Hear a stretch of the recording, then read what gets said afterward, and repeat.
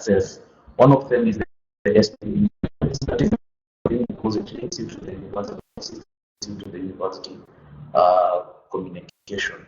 With the SPU email address, you are able to access your email, that is your general communication from the university. You're also able to get some other items like Google Docs, Google services, actually Google Apps for Education. What I mean by Google Apps for Education.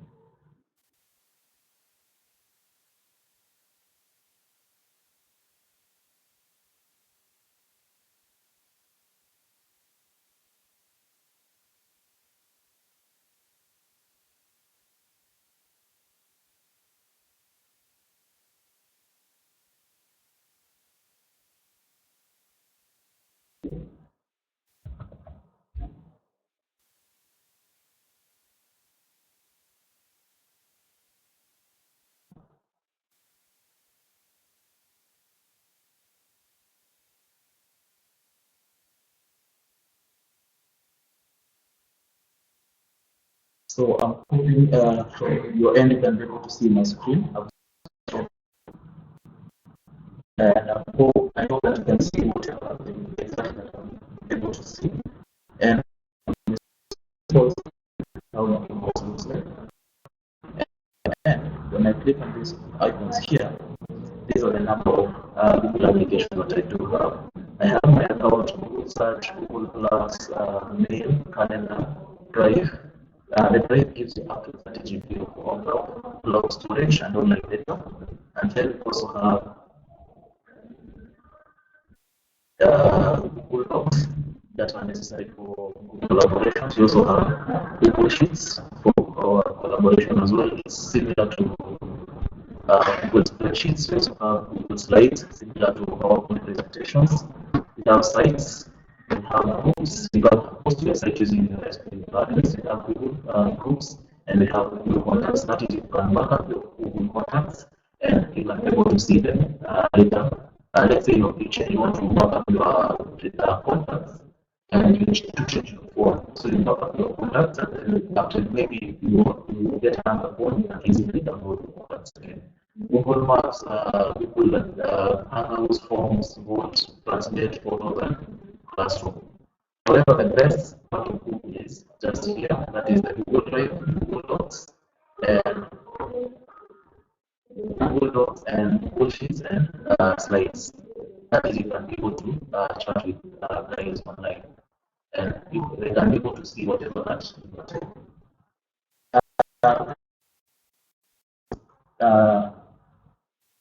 important for you to note, apart from your email address, is your students portal. The students portal, you also get it from www.students.spu.ac. Like I mentioned from the point of, like I mentioned from in the beginning, when we were doing orientation, for those of you who came,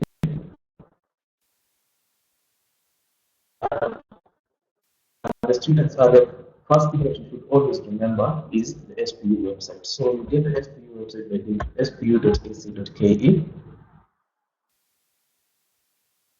You just open it from another different place.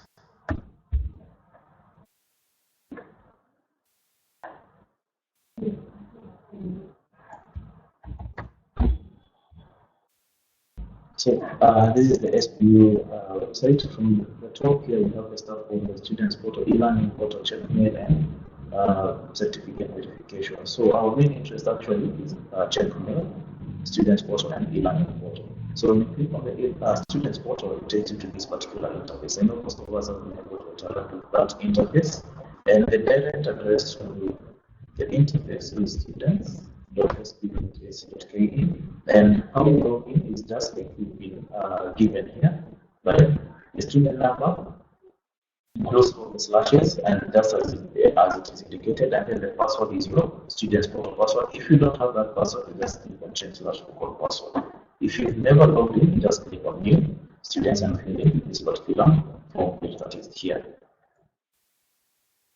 So in this case, I'm going to log into the student portal so that I can show you what I'm able to see from my end.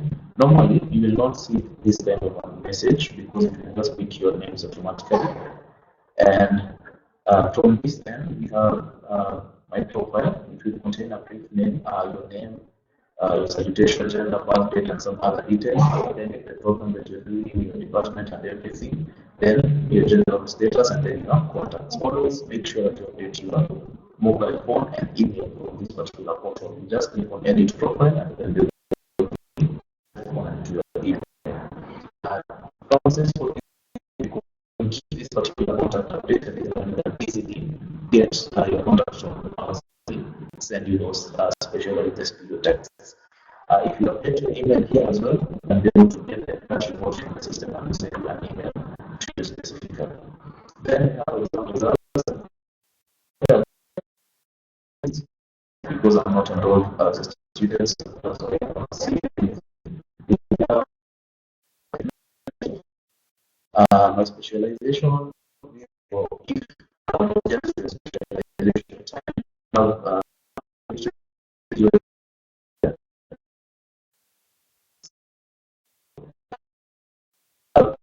a particular interface that will be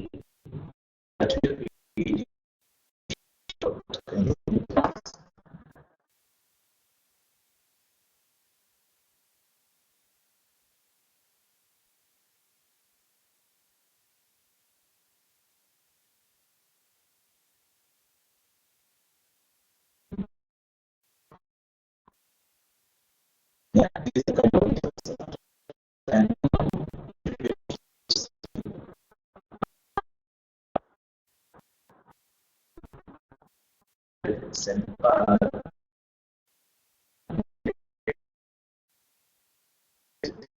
sure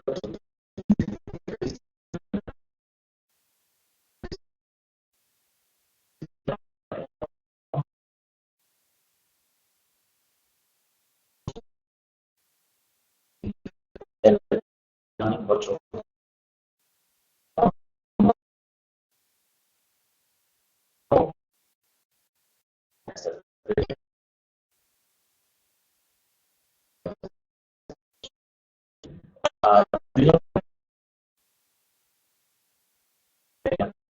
adjusted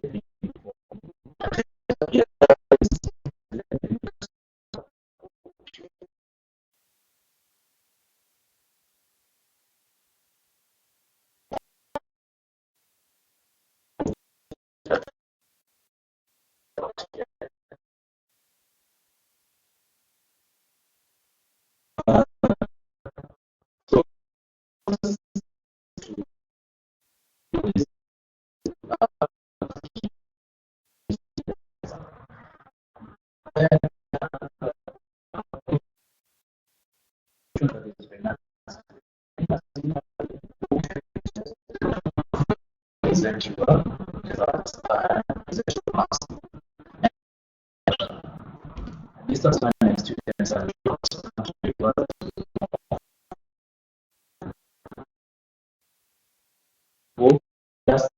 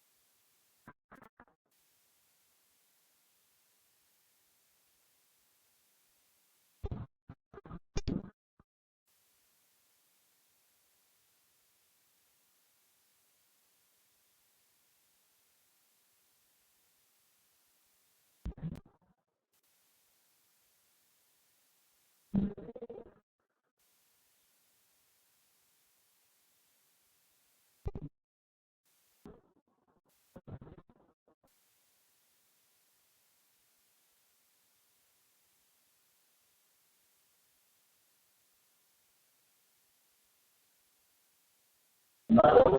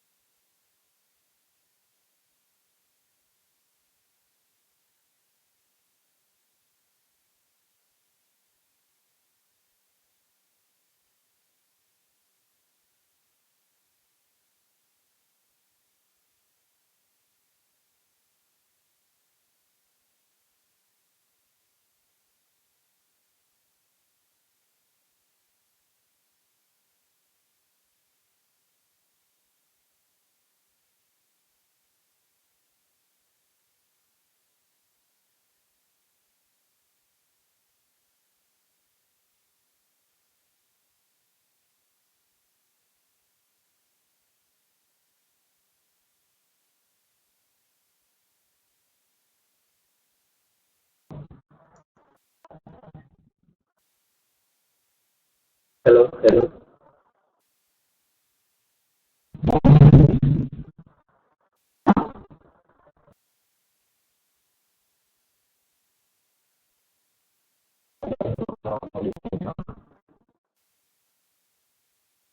Okay.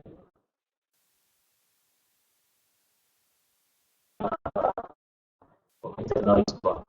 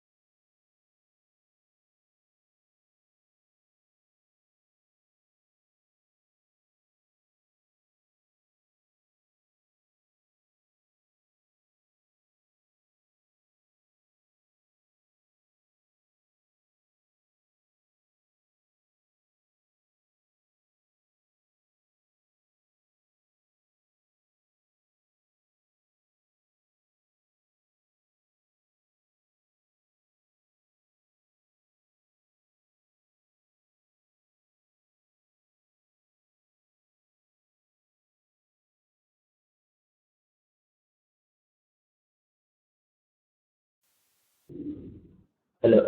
Now I'm back. I hope now it's okay. I'm audible.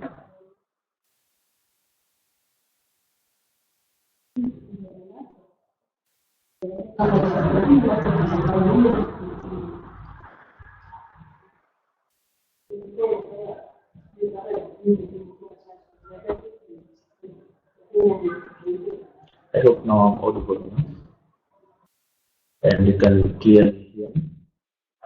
It's okay.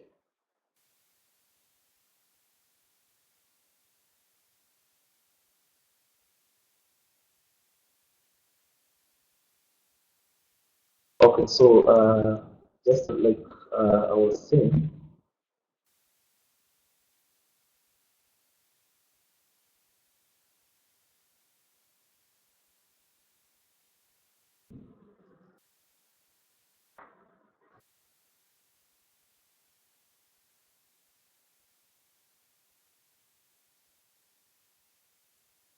okay, thank you so much.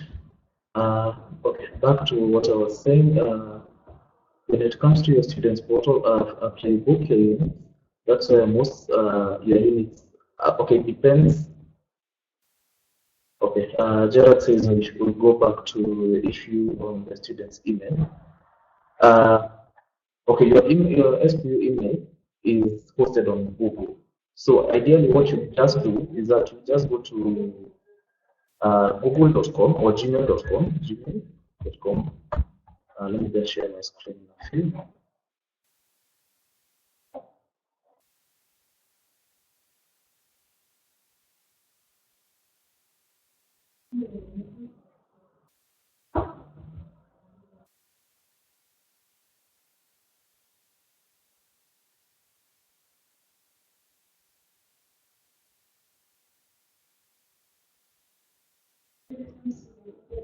Okay, now from my screen, you just go to gmail.com. From gmail.com, you need to provide your email address, which is let's your student number without the slashes. So in this case, let's say I'm doing BPA.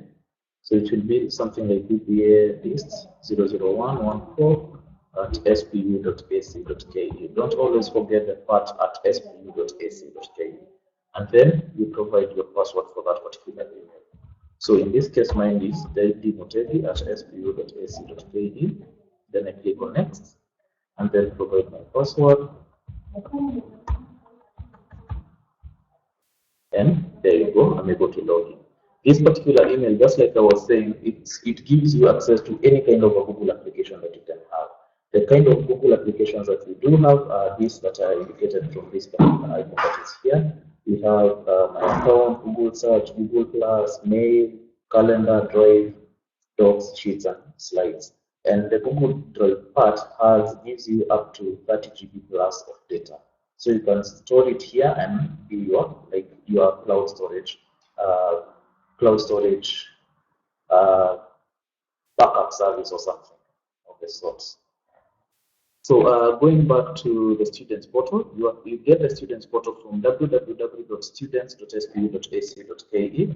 So this is the URL to get to the students portal. .spu.ac.ke. And then after you go to the students portal, you normally log in with your student number without the slashes. Sorry, with the slashes, just as indicated. An example is given here. So you just provide your student number there with the slashes and then your password. In case you've forgotten your password, you just click on change slash forgot password. And maybe if you've never ever logged in, you just click on new student and then fill in a particular questionnaire that the system will request you to do. So what happens under change slash forgot password, this is what you do. When you click on that particular link, it requests you to provide your SPU number. Your SPU number is your student number, and then it has indicated it should not have any slashes or spaces. So in this case, I'll type in my SPU number. I'll assume that is my SPU number. Remember, your student's portal is set to your SPU email address. So the student number that you'll provide here, it's going to be tied to your SPU email address, and a link will be sent to your email address. So I click on reset. Then, to verify your identity, a confirmation link has been sent to your SPU email address. Please click on the link in the email to continue the process. Click here to log into your email. Click there. I get to my email and I see this particular link that has been sent. Forgotten password verification. I click on it, and then thank you for requesting a password reset. To continue the password reset, click here. So I just click on that particular link, and it takes me to this particular platform where I can be able to change now to give it my new password. So you just set up your new password, and then you come back here and log in with those particular credentials. So I proceed to log in. No, your student number is not a must that is being capped. The only thing that is usually sensitive is your password actually. If your password, let's say it starts with a capital letter, then definitely always it has to be to follow that particular sequence. But your student number is not a must that is being capped. But you need to take note of some places where you'll be requested to provide slashes and some places where you will not be requested to provide slashes. And in most places, we've indicated that include slashes or it should not have slashes. So going back to the students portal, we've already logged in. My profile, just a brief one, will contain your name. These actually your student portal will contain your academic journey within St. Paul's. So it will have your last name, your other name, full name, salutation, gender, birth date. This particular change password button icon here does not change, so don't use this one. And then we have academic. It will contain the program, the level that you are in, the campus, and your study mode, and everything that is there. And then we have general, your religion, marital status, and maybe your status, that is, are you divorced, and so on and so forth. Then we have contacts. You will have your contacts, and here, just like I mentioned, you've been given the provision to edit your cell phone or your email. You just click on the edit part, and then you key in your updated, your new. Okay, let's say there's some at times we want to change our mobile phone, so you just need to keep on updating this particular system. Purpose for this is maybe you want to text to do you a text. We just get this particular report from the ERP system, and it's able to give us all the contacts, and we send you a specialized text message or an email. Or let's say your head of department wants to call you, they just go to your profile and they get the number that is updated in your student portal. So it's always advisable, if you change your contact details, always change them on your portal. Then exam results, as soon as you're done with your semester, your exam results will appear here. That is, after you get an email that the exams have been released, you'll always get them here. We also have fee statement. As soon as you pay your fees, you will get them here. And then my specialization happens when you specialize. Then unit registration, just like I explained. This is where you book your units, and you need to always ensure that at this particular point of your unit registration window, it reads registration for distance learning virtual campus. And the preferred campus and study mode is always indicated distance learning virtual campus. And then where it's written select unit, that's where you type in the unit code. Let's say it's COM 001, you just type COM followed by a space, then 001. It will give you this particular list with the unit title. So you need to check alongside the latest or the updated timetable. Let's say you're doing language and communication, and then you check from the timetable and you find the unit code is COM 200. Just don't book that unit, but always follow the unit code, because the unit code is the unifying factor of that particular unit. So in this case, you just select the unit from that list, and then you click on book unit, and it will appear under booked units. You need to repeat that particular procedure until you get the total number of desired units for that particular semester. If you're taking a diploma, there are 5. If you're taking a degree course, there are 6 for each and every semester. But you can do a maximum of 7, that is depending on your previous academic information, and you can do a minimum of up to 4 units. But that one is as well as advised by the department. So after you are done with this, it will give you a particular invoice here, and it will tell you the total amount of money that you're supposed to pay to finance. So after you book your units, the next point that you go is to finance registration. So by finance registration, you're supposed to go to finance. Okay, Okay, let me just get back to you, Hassan, in a few. When you're supposed to go to finance so that you can be able to register, for them to be able to register you financially. So ideally, what you do, because you're distance learning students and you cannot always come to campus because of your geographical locations, what you do is that you need to scan your copy of the bank slip, and then you send it to accounts hyphen hotel. That is, I'll do that the chat here, hotel at spu.ac.ku. That's the email address that you do to accounts, indicating your student number and also indicating your student number and also indicating your you need to be financially registered. Then the other thing is, after you do that email, always copy this particular email address, accounts hyphen Nairobi campus. This is regardless of whichever campus that you are in. Always, sorry, that's not the correct email address. Accounts hyphen Nairobi campus.sbu.ac.ke. So always do that particular copy, that particular email, and in case nobody gets back to you, you should always forward it to distance learning at spu.ac.ke, and then we'll follow it back with you. So going back to what Hassan was saying, contact my home address not correct. It's not editable. Yes, if your home address or you disagree with anything that is on your profile, you need to do an email to the registry. So if your campus of registration is Nairobi campus, if your campus of registration is Nairobi campus, the registry email address is registry-Nairobi campus. If your campus of registration is Limuru, it's registry-Limuru campus, and so on for Machakos campus and for Nakuru campus. So in this case, if I'm from Nakuru and I need something amended from my portal, this is what I do. I just write to registry-Nakuru campus at spu.ac.ke. Yeah, so that's the email that you write to in case you have an issue with your profile. Yes, Gerard, when it comes to financial registration, you have to do it with the finance department of your respective campus.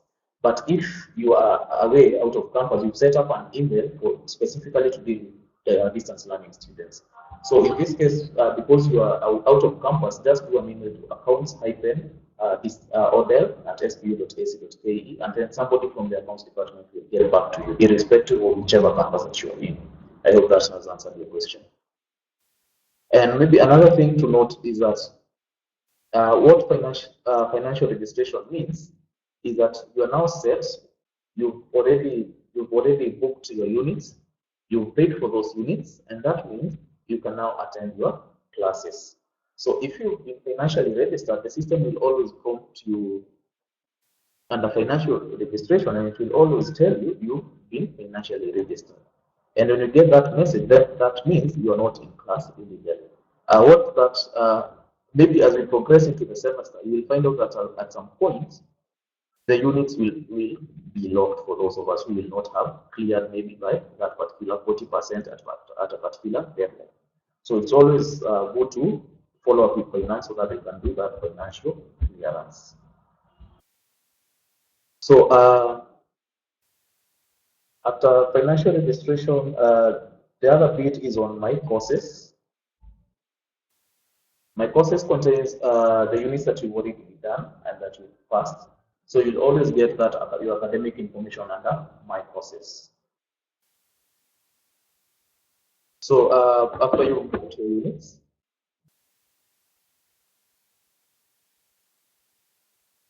okay, Patricia, have you been registered? Do you know if you booked your units?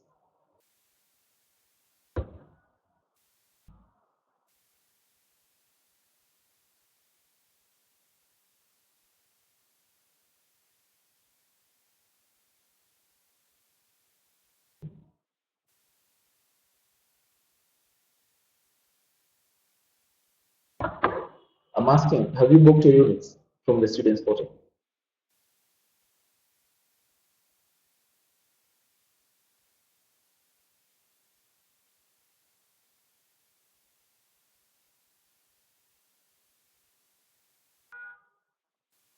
Okay, let me just make something clear.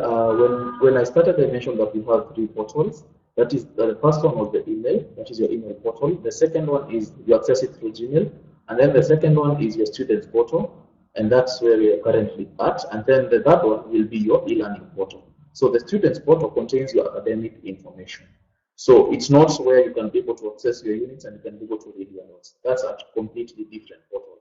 And in this so Patricia, I hope you're talking about your students portal.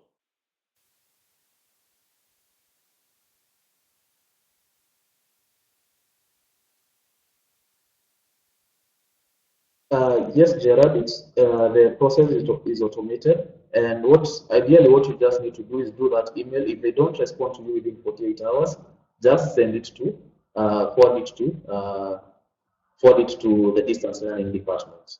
Where we are on the process of updating another our financial system. So definitely it will be automated such that it will fetch the details directly from the, bank. However, at the moment is that we have a particular quite a delay when you pay your fees from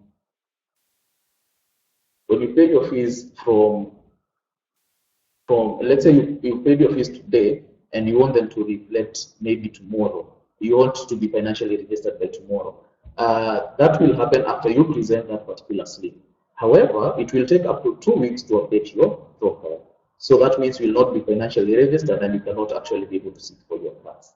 So that's why it's essential that you send that immediately you bank, you deposit, you send that particular slip to the accounts department so that they can effect the changes immediately. William, I'll be talking a few about concerning the Library of Campus Access as part of the e-learning portal. So after we've booked our units on the distance learning virtual campus and we've ensured that the units are on offer, our next portal that we are going to is the e-learning portal. So the e-learning portal, you get it from www.elearning.spu.ac.ke. You can as well get it from you can as well get it from you can get it from the website at the top place where we have the staff portal, the students portal, and check email. The e-learning portal link indicated there.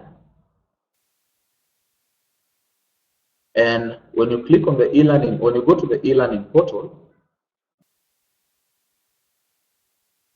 this is the kind of an interface that you should be able to see. So this contains some particular banners that this one here is a banner that we normally send it to students as a notice.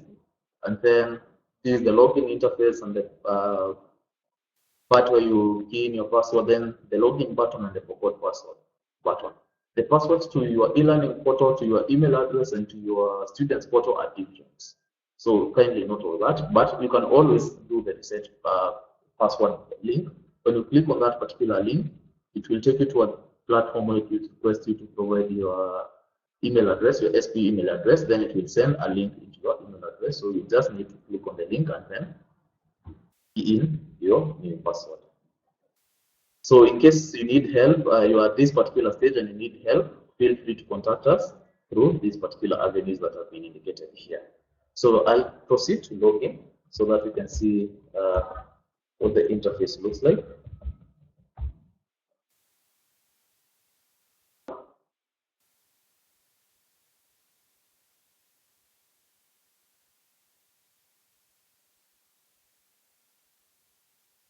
Yes, Hassan, it takes up to 2 weeks for it to reflect into your financial statement on the students portal. However, if you just send that particular script, that particular bank slip to the finance department, they'll be able to reflect that pay and do your financial registration. So just email them your scanned copy of bank slip.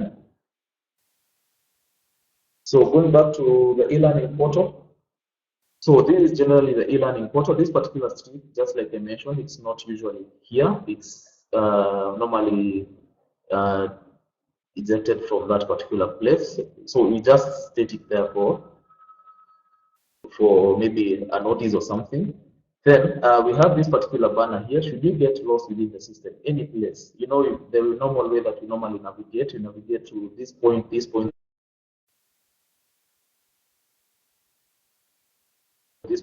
to take you back to my home. And then there is this other important part that is my unit. It will contain the unit that you booked from your student portal.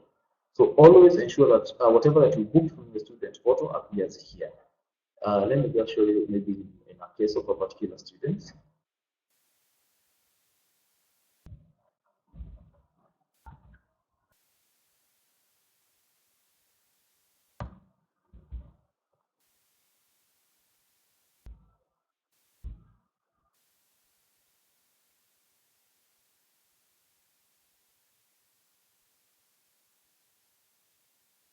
Okay, like in this case for this particular student, when you click on my units, they'll be able to see the units that they are taking for that specific semester. So these are the current units. If you click on, let's say, Christian Worldview, it will take you to the interface of Christian Worldview. If you click on Education, Communication, and Technology, as well, it will take the student to this particular platform, and so on and so forth. So if you, in case, just like I mentioned, when you get lost, you just click on that banner and it will take you back to this particular point. Then we have this particular area where you can be able to go directly to my home. My home contains the list of units that you are taking for that particular semester. Going back, my home also contains my profile here, messages, my private files, my badges, and you can log out from this particular point. At the middle part, we have calendar of events, a very important part.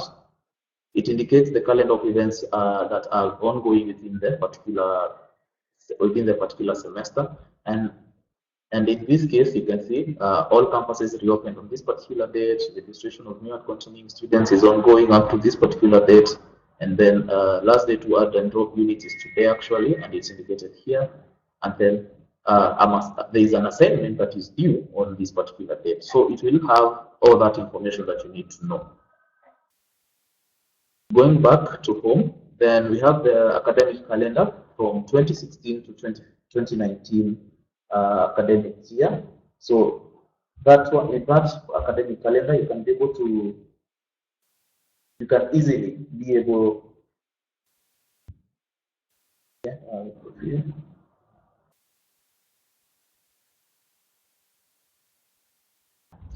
with the academic calendar, you can be able to plan you ahead of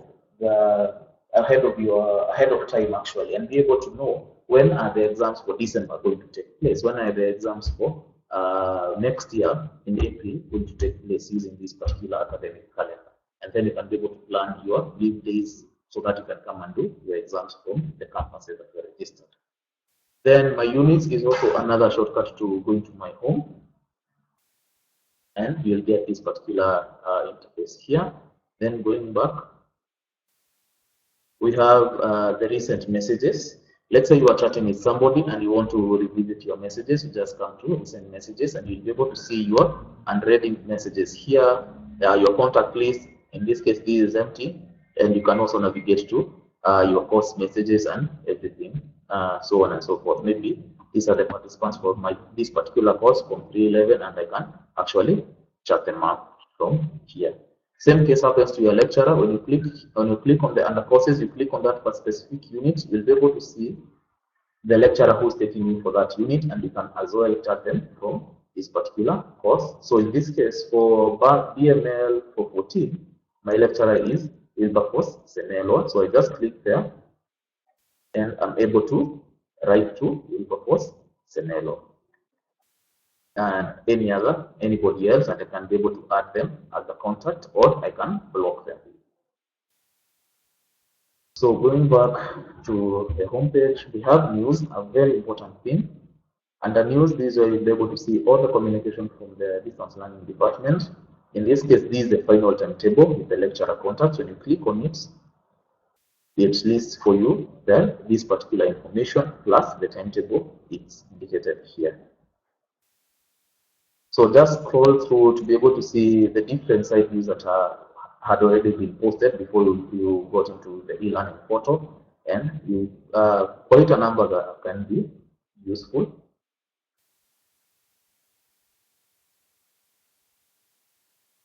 Then we have the library e-resources, just like one of us had mentioned. So when you click on the library e-resources, it takes you to this particular page. So what you're supposed to do is to log in with your SPU number in caps, and it should not have any space or a dash. So in this case, let's say it's BBA disks 00114 as such, and then the password that you're supposed to key in here is the password for your students portal, the password that you normally log in to the students portal, and the students portal in this particular interface.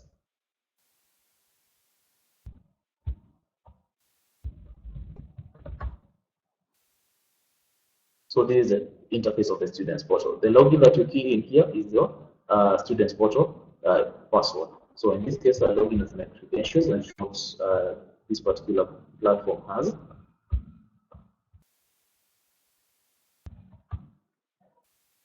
So when you click to when you log in, this is what you'll be able to see, what the kind of databases that you subscribe into. So let's say your lecturer has told you, go and read a particular book from academia. So I just click, these are the kind of databases that we have. It contains thousands and thousands of books in each and every link. So I click maybe on academia. It will load for me this particular page. I don't know why it's in a foreign language. Let me just go back and look for one that will, let's say library here.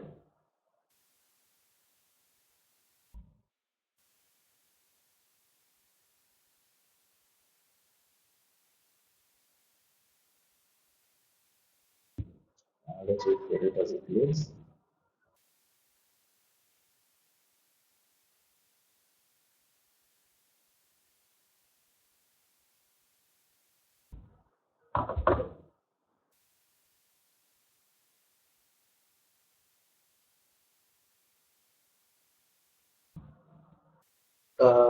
William, kindly let me know which part should I come back to.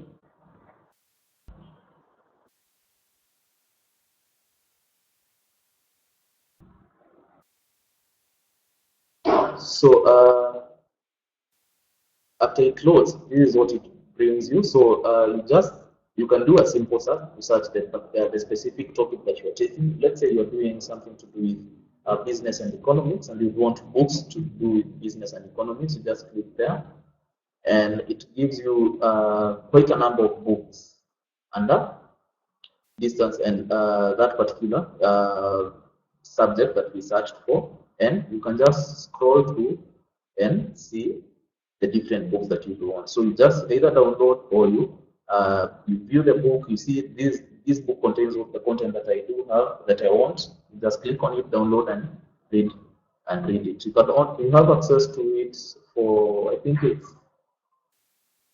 2 weeks. Yes, for a period of 2 weeks, after which it expires and disappears.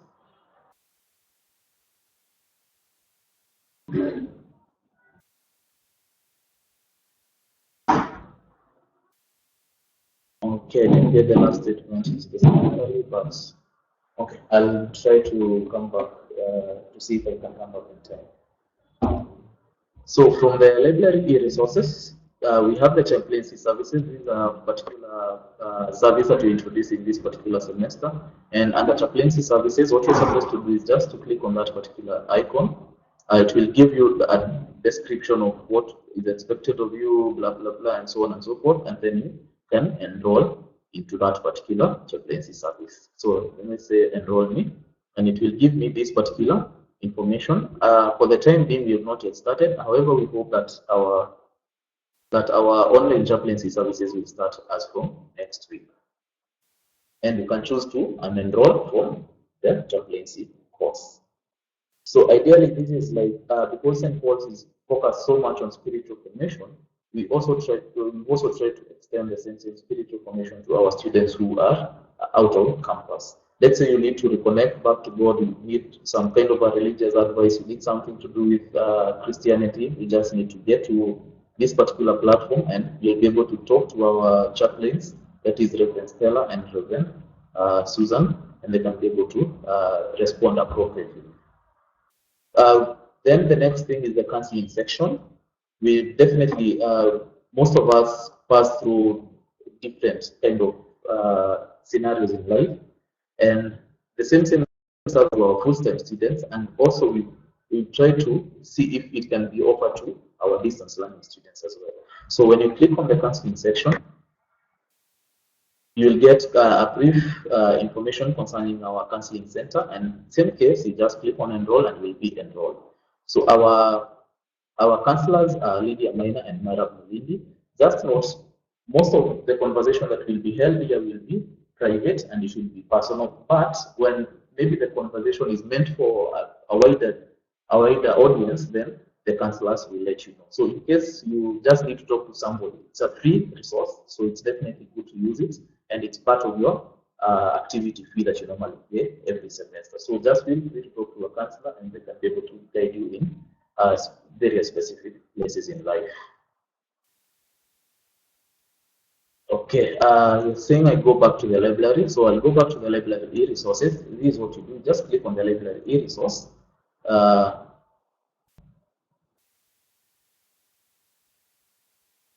So from your e-learning portal, there is that particular link that is written, library e-resources. This is it here, library e-resources. When you click on it, it will take you to, just log out again.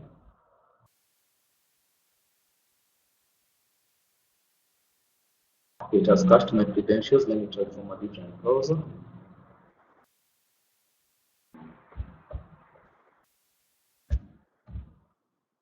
So it should supposed to take you to this particular interface. From this particular interface, you're supposed to key in your login credentials. So in this case, I'll key in my login credentials as from the student portal. Actually, your login credentials are the ones that you use for your student portal. In case you've forgotten, there is a change / forgot password. That is down here. So I log in. I get this particular number of databases that we have. So if you don't get a book, let's say if you don't get the desired book or the desired content from eLibrary, you can go to the next particular library database. So in this case, let's select another one, like Oxford English Dictionary. I'll choose that one and also select this one that we were in before.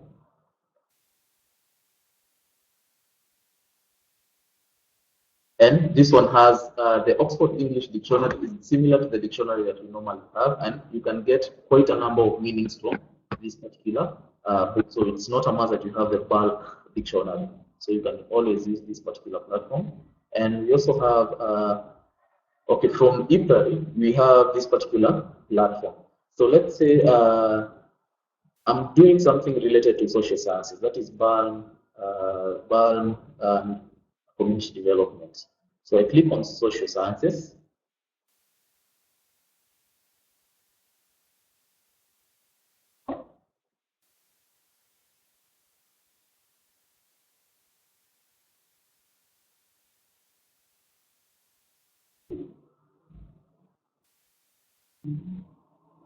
No, John, you're asking if, or from after you download that book, it tells you unauthorized access. Okay, let's see. So going back to this particular platform, we can see quite a number of books. So let's say you can still do your advanced search from here. So let's say I want to read on this particular book that is here. No, Culture, Society, and After Socialism. I just click on that particular book. This is the book. I can read it online or I can download. So I can say full download.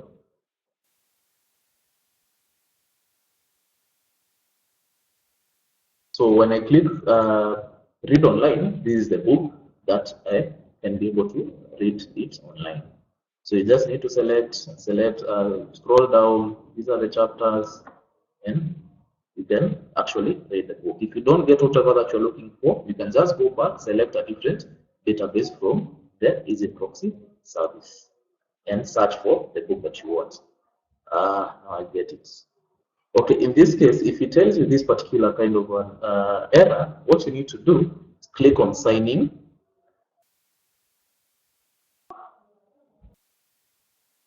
If you don't have the credential, and library will always give you a particular platform for you to be able to set up your accounts. So let's say not a robot. Continue.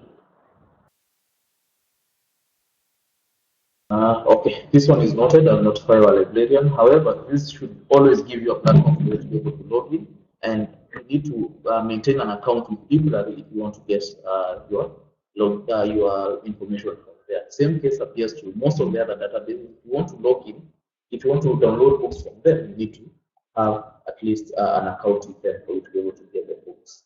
But I'll clarify that with our librarian, and I'll let you know.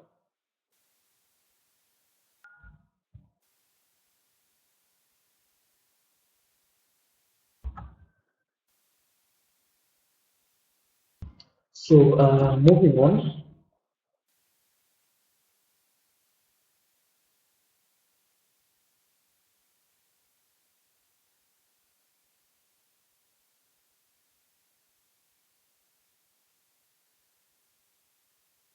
Okay, so still at the middle part, we have a banner that normally scrolls around. Maybe if you want to give you some adverts, you want to tell you something, this will always scroll around.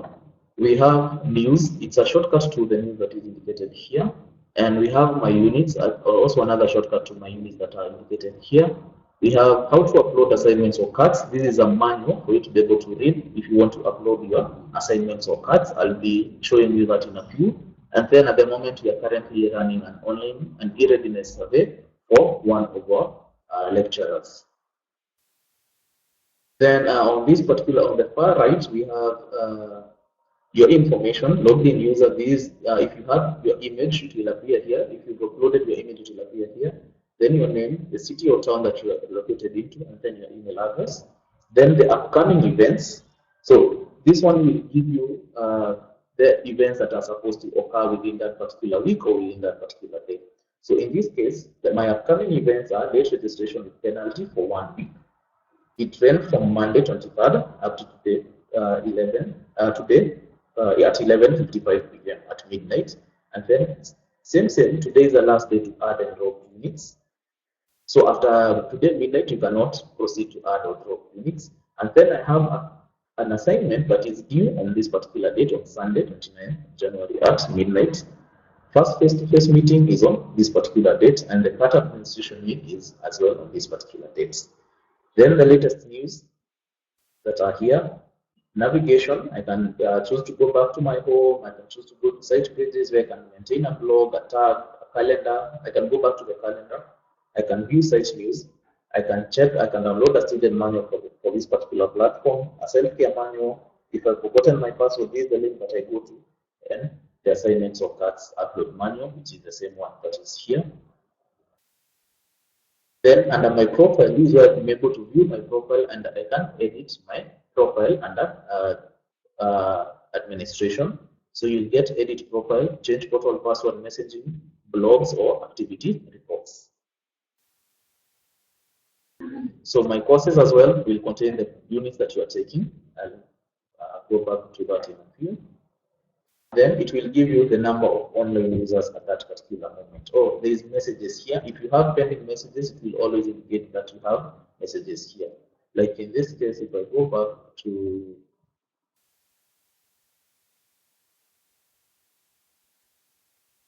my icon here, I can be able to see that I have this particular number of messages that I have not yet responded to. And then my online users, if I want to talk to, let's say, to William here, I just click on send a message to William, and then I type in my message to William.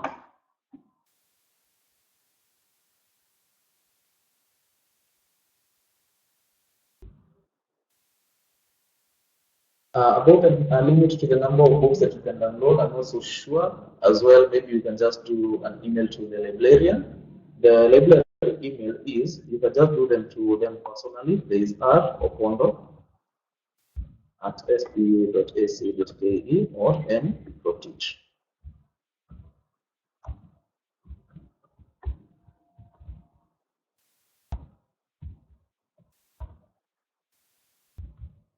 Those are the email addresses to our librarians. So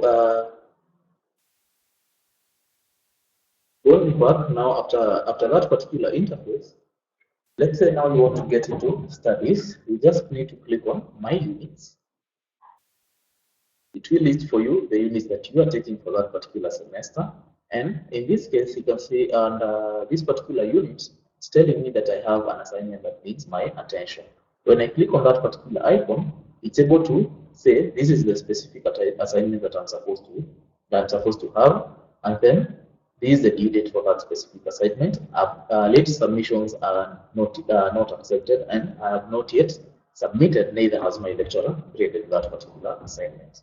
So if I click on that particular unit, I go to it, I'll see this is a specific assignment that I have. The assignment is indicated by this particular icon. So before I go to even to the assignments, let's say you clicked on that unit. Most of the units will have, let me just switch to something to do with company law. At the moment, most units will look similar to this. That is, it will just have this news forum and then the module. It actually depends with how your lecturer wants to give you the information. Most of the lecturers will just leave it to the modules. Some other lecturers will continue to give you information as the semester progresses. So like in this case, this is the module. I just click on it and it's able to download and open, and then I'm able to view my module and read it through.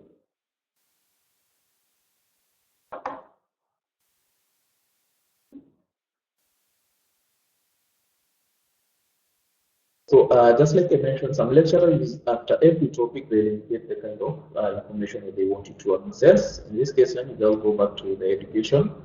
In this case, under topic 1, my lecturer has given me this particular PDF file to download and read. Then under topic number 2, this is the information that I'm supposed to read. Then topic number 3, 4, and 5, all the way to topic number 13, they are not available because maybe my lecturer has decided, let me first of all focus on this particular 2 documents, then we move to the 3rd document and so on and so forth. The assignment is not always meant to be ready on the same dates. The assignments will be uploaded according to the calendar that was indicated here.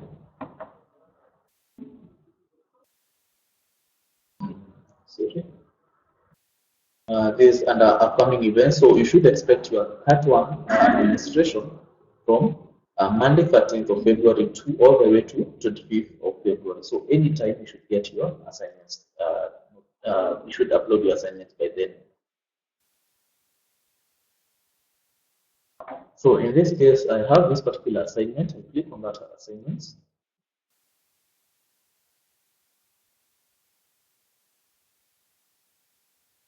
When I click on that particular assignment, okay, let me just go back to another one. Let us update the assignments. In this case, there is this other lecturer who has uploaded all this material for me to go and read.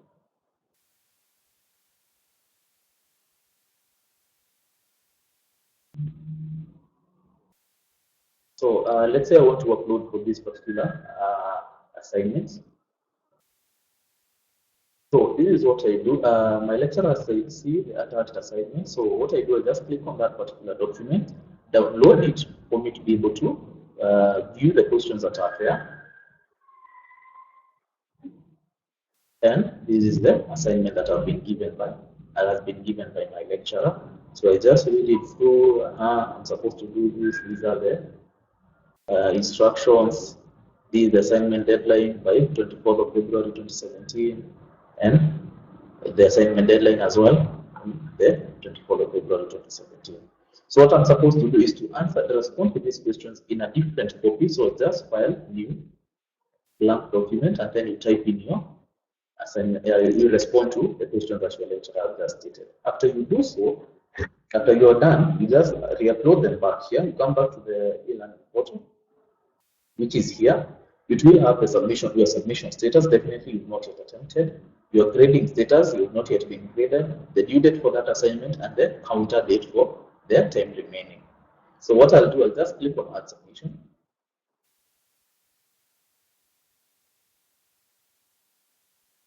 and then upload my assignment from where I had saved it. So if I had saved my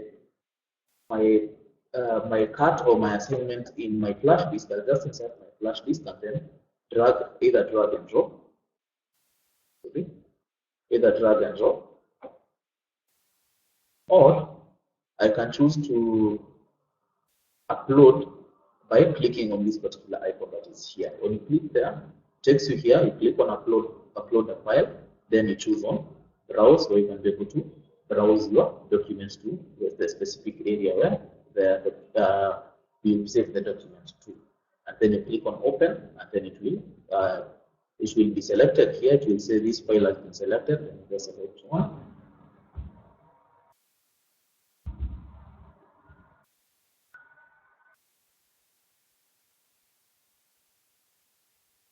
Okay, I've selected that .pdf, and then I say how do I want it to be saved, and then I say I'm the author, and then click on upload file. So it will be uploaded.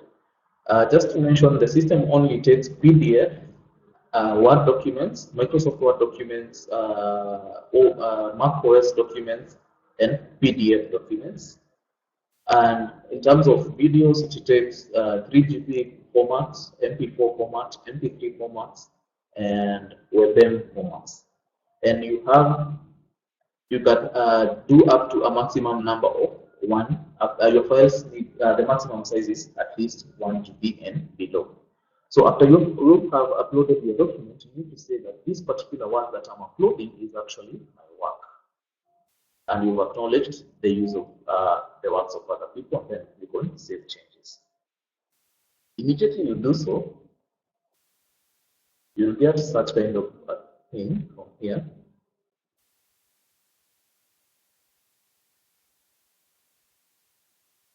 So as soon as you submitted, this is what you will get. Your submission status will change to not attempted to submitted for grading.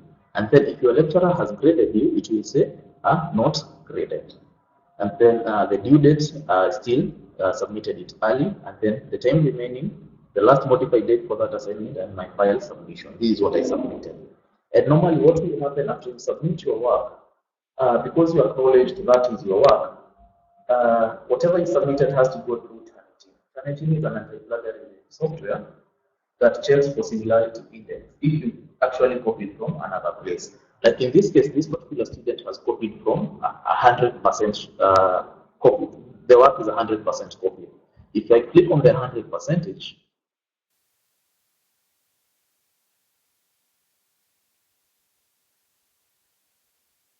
okay, as it loads, normally what will happen if your lecturer gets this particular 100% similarity, then most of the lecturers will give you a 0.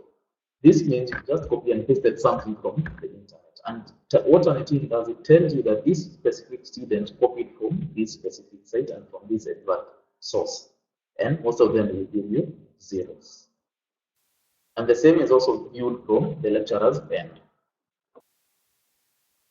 Online past papers, I'm not so sure, not unless now on that we talk to the librarian, maybe they can be able to give us some of the past papers, but I don't know. I don't think they are issued on the port. On the platform, we don't have the past papers.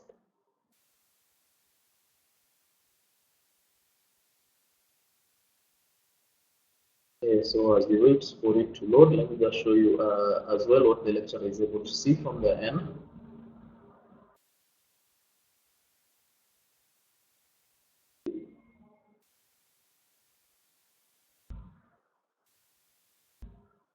So as a lecturer, I'll just go to view/grade all submissions, and then I see for this particular student, I've graded the student 28 of 30, and the student will also see that specific grading from their end.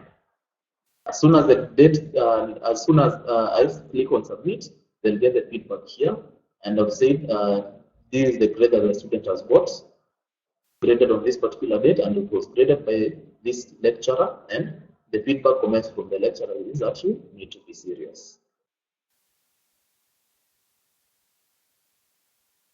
So it ideally depends with how the lecturer wants to give you, and as soon, maybe something that I didn't mention, as soon as you make a successful submission, as soon as you make an assignment submission, you should always check your email for a submission, a submission, submission success receipts. That should always be sent automatically. So if you've submitted and you don't get an email to your inbox, just know you have not successfully submitted your assignment and you need to go back. Another thing about this platform is that it logs after some particular time. If you've not yet submitted, maybe by today midnight, then the system will automatically log you out. So with that, I believe I'm done, not unless we have somebody with questions.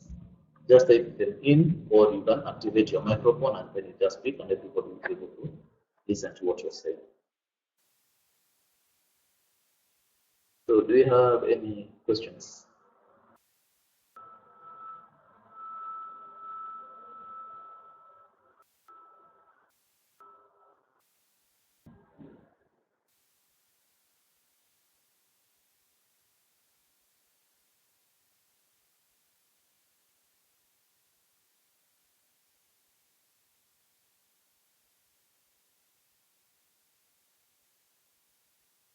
Okay, thank you so much, Tolbert.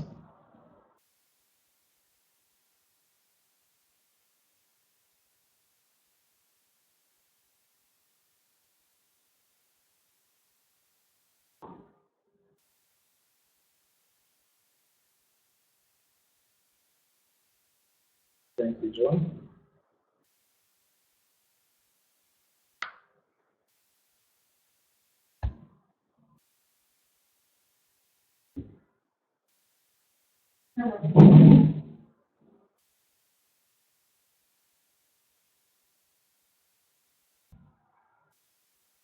Gerard,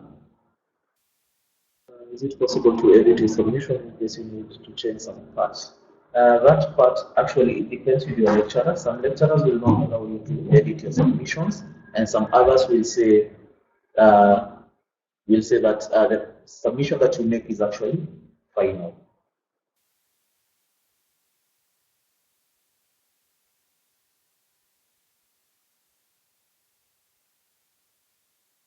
Yeah, for if in case the email to the distance learning department is distance learning at spu.ac.ke.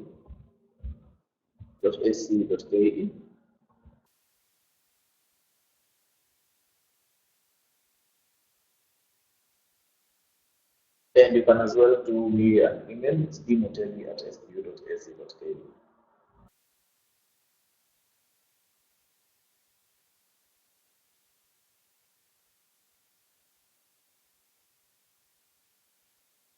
So if you do not have any questions, thank you for coming online and happy learning. And be blessed and happy weekend.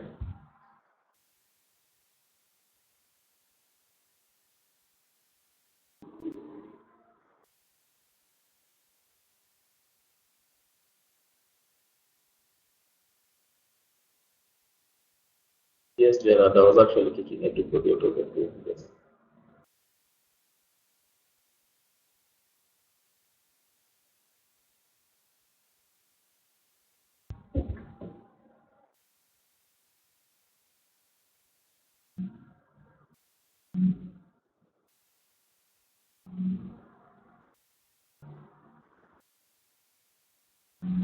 Hello, Gerard, are you there?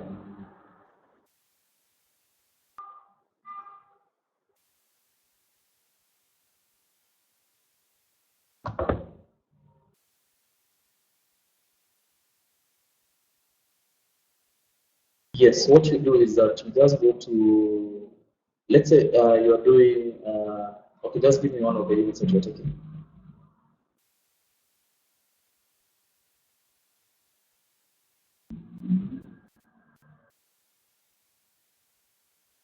Yeah, sure, I've seen it.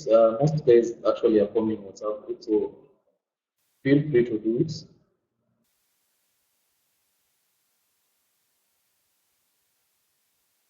And how to know them is that maybe you can engage them from this particular platform. Let's say you go to When you go to the e-learning portal and you get the Core 107 that you're talking about, Core 107. When you get to this particular here, you'll get the participants. When you click on participants, you'll be able to see the number of the students that you are in that particular course with. So you just click on either, let's say it's John Rotich here, you just click on John Rotich, and then you do them, send a message, and then you can be able to engage from there. And maybe you can just get to know them and exchange contacts from our WhatsApp.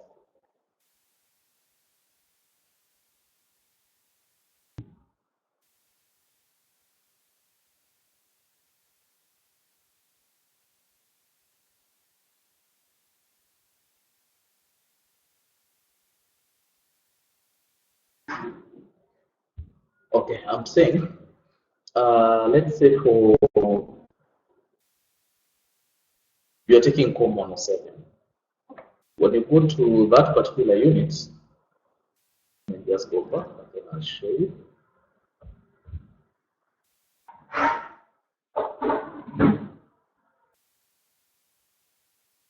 So let's say you're taking COM 107.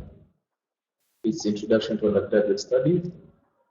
On this particular far end, there is participants.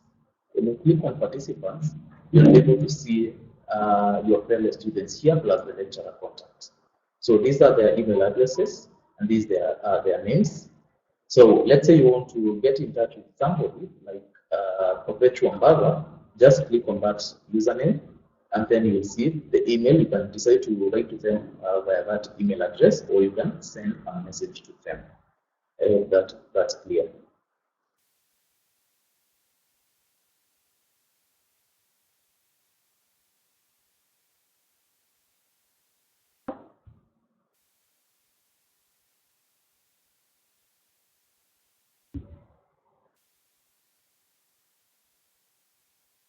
Actually, you are the only guys left on this particular platform. I kicked everybody out. So, have a nice weekend.